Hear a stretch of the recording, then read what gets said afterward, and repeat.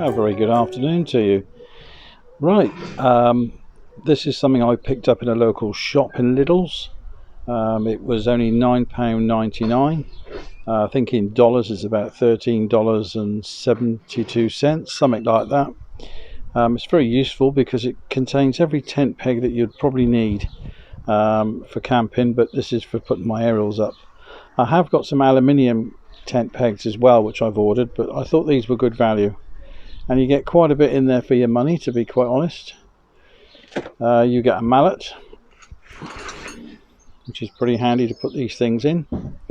Also, you've got this to pull them out if you've banged them in too hard. And as you can see, you've got various different ones. You've got these type of ones which will go into very hard ground. There's quite a few of those actually. So that is it. Something else I've made. This is for my fishing pole, or windsock pole, whichever you call it. I like to make this in the ground, but the only problem is I'm worried about the thing blowing over. So I've knocked up this thing. I built it myself.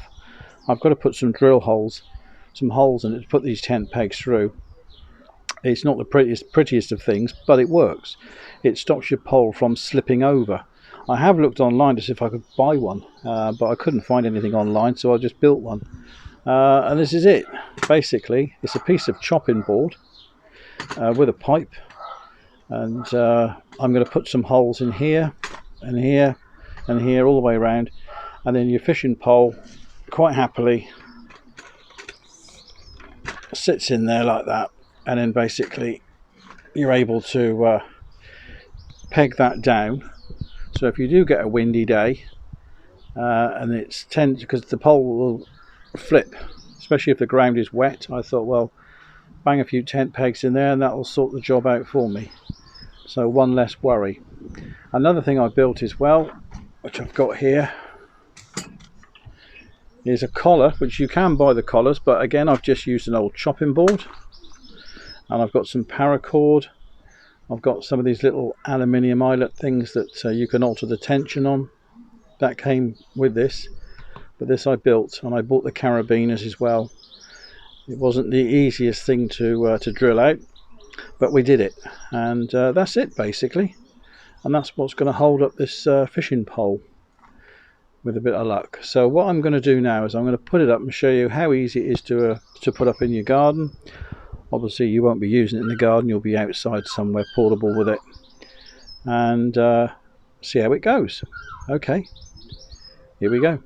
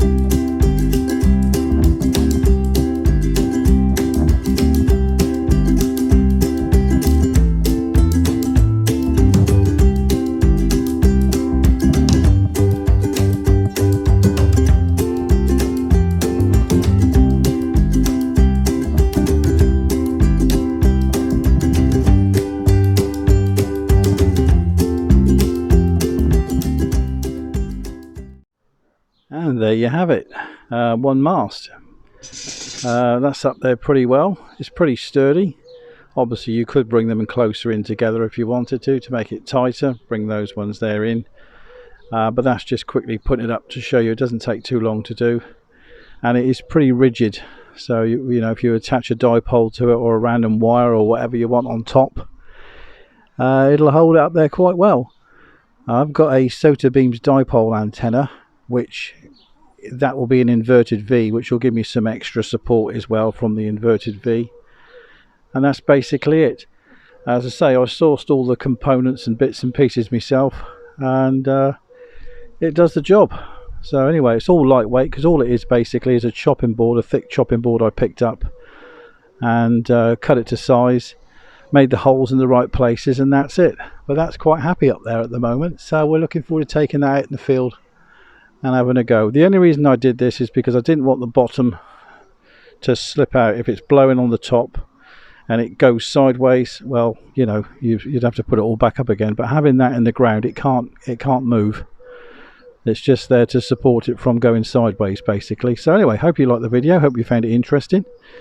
If you want to have a go at making one yourself, it's not really rocket science, and it's just something extra to take with you, I know, but at least it'll stop your pole from falling down.